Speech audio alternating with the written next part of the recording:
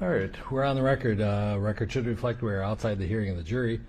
Also, that the defendant has waived his presence for the purposes of the charge conference and the record to be made of the charge conference. And so we've had about 2 hours worth of discussion. So I'm not asking counsel to recount the arguments back and forth, but essentially what your positions are. And some of those we will be able to essentially verify that there is some agreement on some changes that the court will make. The remainder the court will take under advisement. Mr. Nelson, do you want to go first?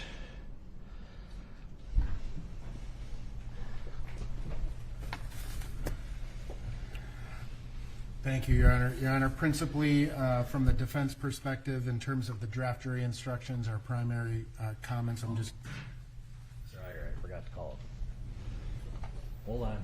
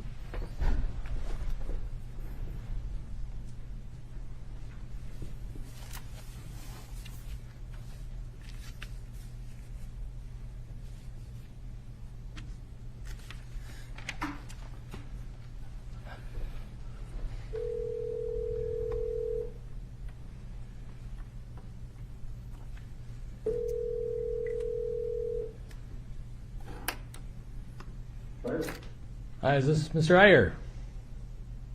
Yes, hi. Hi, it's Judge Cahill. We have you on the courtroom speaker now, so we're going to start the record that we're making of the charge conference. Mr. Nelson. Thank you, Your Honor. Your Honor, as I was saying, the parties had an opportunity. We received a draft copy of the jury instructions from the court, I believe yesterday or the day before. We've had an opportunity to review them. Just briefly to summarize what the defense's concerns were in terms of certain aspects of the jury instructions. I'm not going to summarize every little typo or every agreement that existed because they were largely administrative or just headings and things of that nature. The principal concerns were, first and foremost, the court's proposed instruction with respect to the authorized use of force, Graham versus Connor, and the standards set forth in that the proposed order or proposed jury instruction did not include reference to the totality of the circumstances. It does not include the recognition of hindsight, the language regarding hindsight, and did not include the language without regard to his own state of mind, intention, or motivation. We addressed all of those. We compared both the standard jury instruction. We compared that with the jury instructions provided in Knorr, as well as the state and defense proposed instructions. I would also note that the court, in terms, it appeared to the defense that the court, in terms of the inclusion of the three principal Graham factors, had omitted two of the three, and I think we've addressed those, and the court is taking some of those matters under consideration. In terms of our second issue, Your Honor, is the defense was requesting a jury instruction pursuant to State versus Whipper, 512 Northwest 2D 92, to inform the jury that Mr. Hall had invoked his Fifth Amendment privileges. Essentially, Your Honor, arguing that therefore, because Mr. Hall had invoked his privilege, he was no longer available to both parties, and had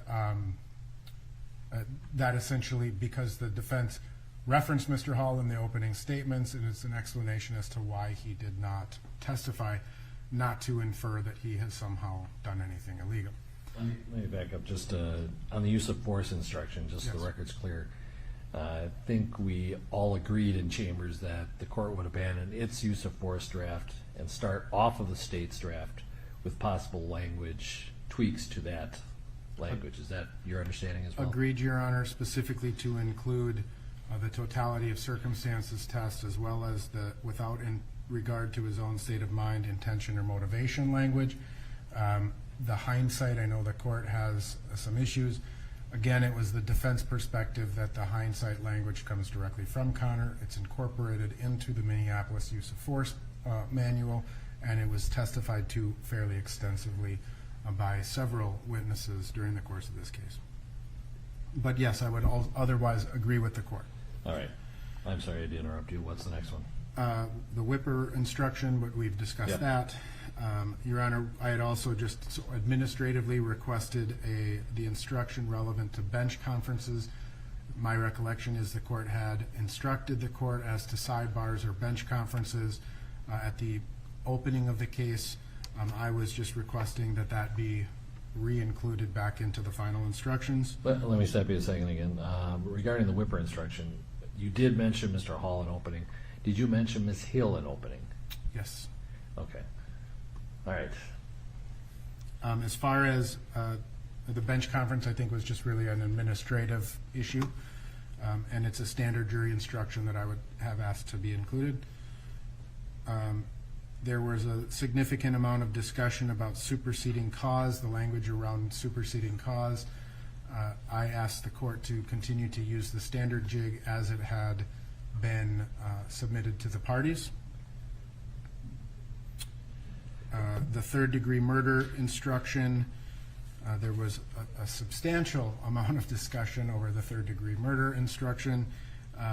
Again, it would be the defendant's position that the court's instruction is consistent with the Supreme Court's most recent ruling in the Coleman case, as well as the statutory language, and we are requesting that it remain as such. And Coleman specifically stated that the jury instruction guide, the JIG, was not an accurate reflection of law, and that's why this is a departure and a new instruction. Agreed, Your Honor. Okay. With respect to, some of the defense objections, I would note that in terms of the second-degree murder case, perhaps the bulk of our discussion had to do with the intent language, in the intent specifically as referenced or with reference to the underlying third-degree assault. And there was a lot of back and forth about that. Again, it is the defendant's position that the standard jury instruction should be applied as the court had included, and that modifications were not necessary relevant to intent to cause the assault, that discussion, just paraphrasing. The defense objected to inclusion of the accomplice liability.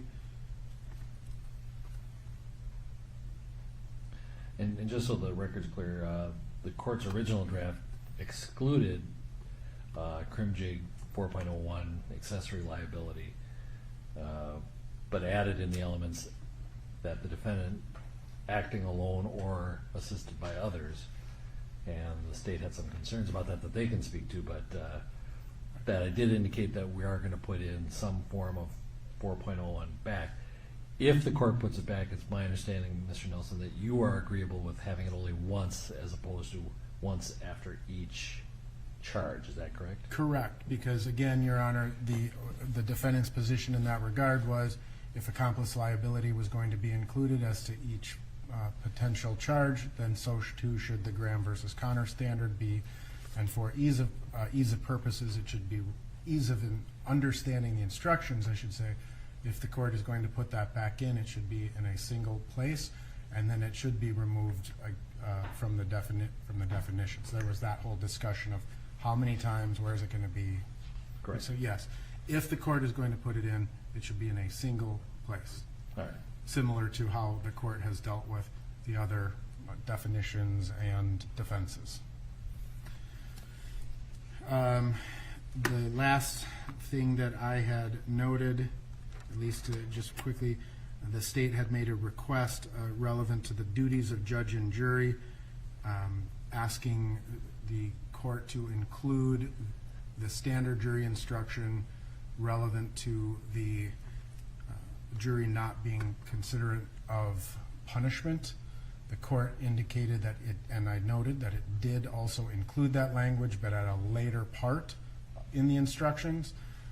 I would ask that it simply be included once, whether it be at the front or the back side of the instructions. It's an appropriate instruction.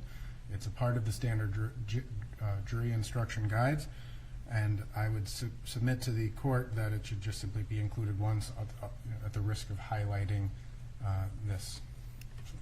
Well, just for the record, I long ago changed it. I think it's in 3.02.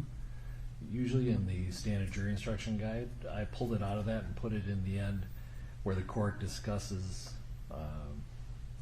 what the jury should not consider, specifically sympathy, prejudice, bias, public opinion, and they should also not consider the consequences or possible penalties that might attach to their decision. And I put in consequence, which I think the JIC does not have, because by saying don't worry about potential penalties that might attach to your decisions is implying that the court believes a guilty verdict is going to come back, and I don't think that's appropriate. But I agree. I understand your position on this. I agree with how the court has it constructed right now is appropriate.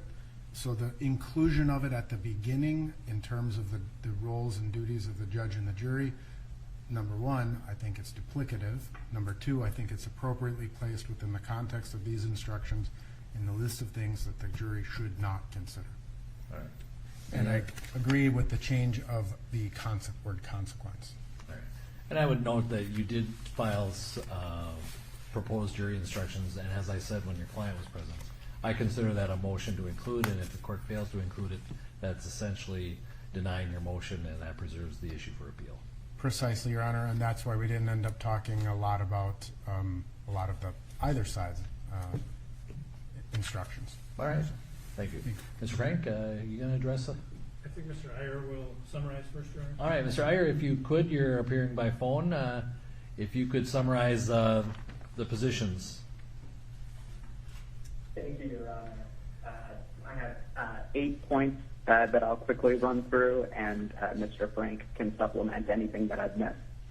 All right. First, the state requested an aiding and abetting instruction and instruction on accomplice liability under CrimJig 4.01. We provided notice of this theory of liability back in February when the state filed its initial draft jury instructions. And the Minnesota Supreme Court said in State v. DuVernay, it's 592 Northwest 837, that the state can add an additional accomplice theory of liability to the jury instructions without amending the complaint and at any time prior to verdict. And with respect to the charges in this case, the evidence shows that Mr. King's actions were also potentially a substantial causal factor. The pressure on his back, on Mr. Floyd's back, may have resulted in positional asphyxia, causing Mr. Floyd's death. And the testimony of Dr. Chauvin, Dr. Smock, provides powerful evidence of that. So we think the evidence readily supports submitting this accomplice theory of liability to the jury with respect to Mr. Chauvin, and we respectfully requested that instruction. I'd also note that the state believes that that language from CrimJig 4.01 should be given in conjunction with the acting alone or aided by others language that Your Honor referenced that appears in the causation element of each charge in the draft of the jury instruction. Although, to be fair, that's not contained in the jury instruction guide. That was my addition. And I did advise counsel that it's probably going to be one or the other, either just that phrase or the 4.01. I think we all agree that 4.01 is probably more appropriate. I'll see about leaving it in there, but just so that I think we're all on the same page as far as 4.01. And would you agree that 4.01 jury instruction guide regarding accomplice liability should be given only once for clarity? Yes, the state has no objection to giving that accomplice liability instruction only once after all of the charges are first laid out for the jury. All right. Okay. Second, we'd asked for a revised definition of assault, which of course relates to the second-degree murder charge. As written, the state believes that the instructions suggest that the defendant must have a purpose to inflict or cause bodily harm in order for the defendant's conduct to constitute an assault. That would be legally incorrect, and in fact, that was the very argument the Minnesota Supreme Court rejected in Dorn. The Minnesota Supreme Court held in Dorn, which is at 887 Northwest 2nd, 826, and Fleck, which is 810 Northwest 2nd, 303, that assault, quote, only requires proof that the defendant intended to do the physical act, quote, of committing a battery, without proof that he meant to or knew that he would violate the law or cause a particular result. In other words, the state doesn't need to show that the defendant had an intent to cause bodily harm. And we therefore requested that the court clarify the definition of assault by adding the following two sentences to its definition of assault. I'll read them for the record. Quote, the intentional infliction of bodily harm requires proof that the defendant intentionally applied force to another person without that person's consent, and that this act resulted in bodily harm. It does not require proof that the defendant intended to cause bodily harm or that the defendant knew that his actions would cause bodily harm. And that language is drawn largely from Supreme Court's decisions in Dorn and Fleck. Before you go on, I just wanted to clarify the state's position regarding, in the definitional section, the court defined assault as either assault harm, intentional infliction of bodily harm, or intent to create fear of imminent bodily harm. Is it the state's preference that I exclude the second alternative, essentially the assault fear definition? Your Honor, I believe the court's definition of assault did not include assault fear. It only included assault harm. It said assault is the intentional infliction of bodily harm upon another, or the attempt to inflict bodily harm upon another. So while the state believes that if assault fear were implicated, then there would be a different intent standard. Here, this is an assault harm case, and so assault harm is a general intent crime. All right, just wanted to clarify that. Thank you. Next point. Thank you, Your Honor. Third, the state raised an issue with respect to the definition of superseding cause in the instructions. The state proposed adding a sentence on superseding cause based on Your Honor's probable cause order on page 45 of that order, and State v. Olson, which is at 435 Northwest 2nd, 530. It's a 1989 Minnesota Supreme Court case. And the state requested the language, quote, to qualify as a superseding cause, the intervening conduct must be the sole cause of death. And it's my understanding that the court is taking that issue under advisement. Correct. Fourth, the state recommended the deletion or the modification of the definition of reckless disregard in light of the Supreme Court's decision in State v. Coleman. Coleman held that third-degree murder has a mental state requirement of reckless disregard of human life, but distinguished that from the recklessness required for a manslaughter offense. We therefore recommend deleting the definition that was provided. Reckless disregard means to act with a conscious disregard of a substantial and unjustifiable risk. That was the initial draft language that the court provided, and we recommended either deleting that language or, in the alternative, defining reckless disregard as follows. Reckless disregard for human life means that the defendant was indifferent to the loss of life that an eminently dangerous act by the defendant could cause. And that's drawn from Coleman, your reading of Coleman? Yes, that language is taken basically word for word from the Supreme Court's decision in Coleman. All right. That's under advisement. Sorry, Your Honor. Oh, go ahead. Okay. Fifth, the court, the state addressed a statement on page 5 of the draft instructions, specifically with respect to the third element of second-degree murder. The statement in the instructions was, quote, it is not necessary for the state to prove the defendant intended to inflict substantial bodily harm, only that the defendant intended to commit the assault. The state believes that this is an incorrect statement of the law under Dorn, the Minnesota Supreme Court's decision. In Dorn, the Court of Appeals had held that assault requires an intent to commit a battery. The Minnesota Supreme Court disagreed with that, rejected that interpretation, and said the mens rea requirement for assault is not that, quote, the defendant must intend to commit a battery.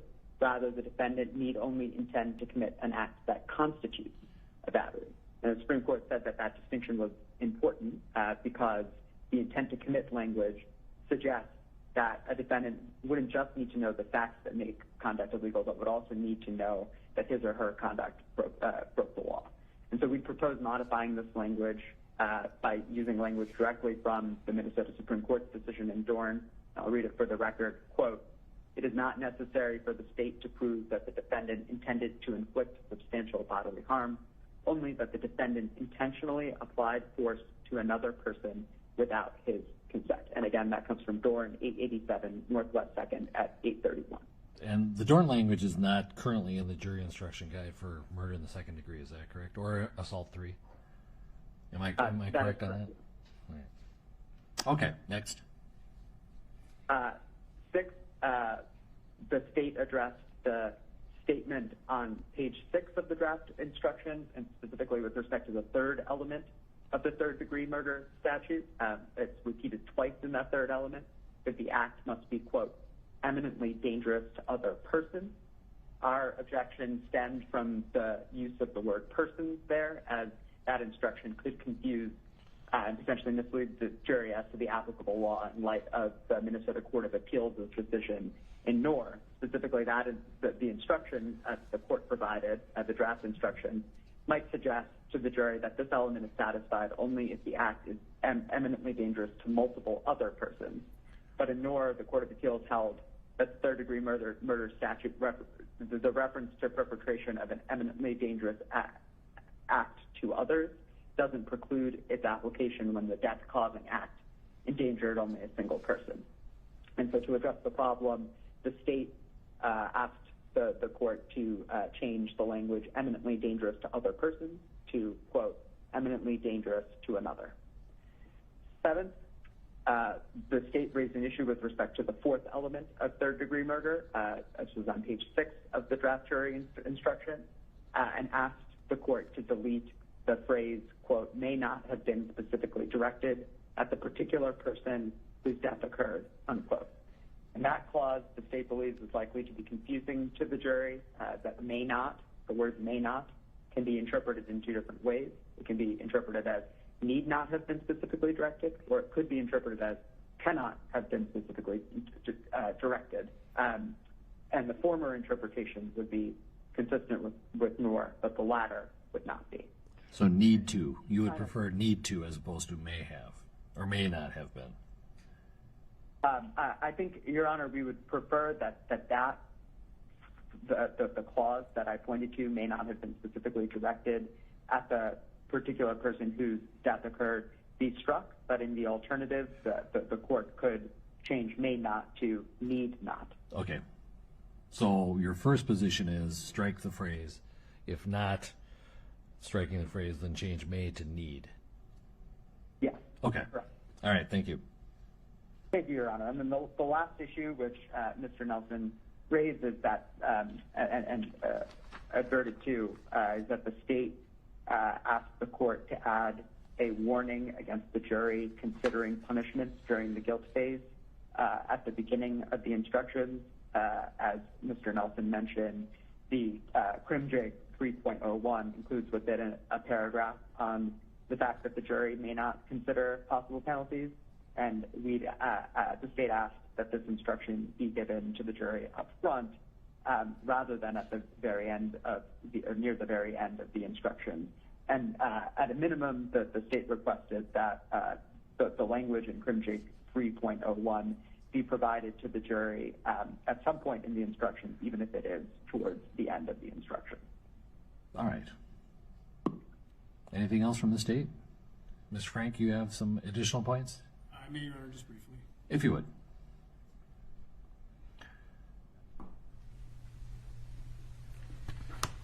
We had, Your Honor, I think we had also addressed just a couple of minor factors that are more typos that I won't go into, but we did talk about editing some language out of the prior incident Yes. instructions to leave just the instruction as the court had previously given the jurors about the May 2019 incident, to just give that as the court had previously given it. And that's going to happen. Okay. We also discussed not including the instruction about essentially what is the circumstantial evidence standard of review. We opposed that instruction, or any instruction of that type. Yeah, as long as we're on the record, I wanted to make it clear that I've already decided that, and I'm not not granting the defense motion to include the, reasonable, rational inferences, that if there are alternatives, they have to choose the one consistent with innocence. That is a standard on appeal, and even on appeal, it's my understanding of the law that it applies only when an element of the crime is proven solely by circumstantial evidence, and I think it is appropriate that the defense can argue, if they narrowly tailor their argument, that intent, for example, is proven solely by circumstantial evidence. There is no such thing as direct evidence of intent, but it's inferred from person's actions and words, and they can argue that as part of the presumption of innocence, if you have two reasonable alternatives. That, just to give the state a heads up, that even though I'm not giving the instruction, such an argument would be consistent with law, and I would overrule an objection. If the defense, just as broadly, if there are two rational inferences, one consistent with innocence, one consistent with guilt, that is not an accurate statement, and I would sustain an objection to a summary of law that does not include the words solely proven by circumstantial evidence. So just so that we're clear on that. Yeah, I think the word solely there is critical to based on the current state of the law. I also think it's, for counsel to argue that if you have a rational hypothesis other than guilt, that could be seen as reasonable doubt. I think that's an argument that can be made. It's saying that you must, I think, would be inappropriate. Your Honor, we did oppose the instruction about the invocation of the Fifth Amendment privilege, just so that's on the record. And, Your Honor, we had asked the court to sort of restructure the definition of intentional. The 60902 definition has some slightly different formulations of definitions for things like intentionally, with intent to, and intent that. So we asked the court to break those out specifically, and also because then later the assault definition, the elements, has this altered definition for assault harm crimes that ties into that argument as well about this general intent crime of assault harm. And Ms. Eldridge explained it pretty thoroughly that we are going to do that, break those apart a bit, but make them consistent with statutory language and consistent with the elements. And Your Honor, I think that is all I wanted to make a record of. Thank you. Mr. Nelson.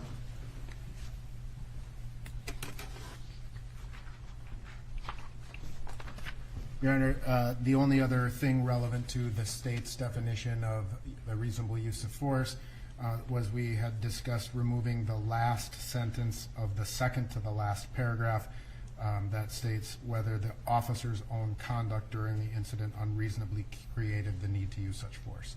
And we had objected to that, and I think the state, correct me if I'm wrong, was okay removing that. All right.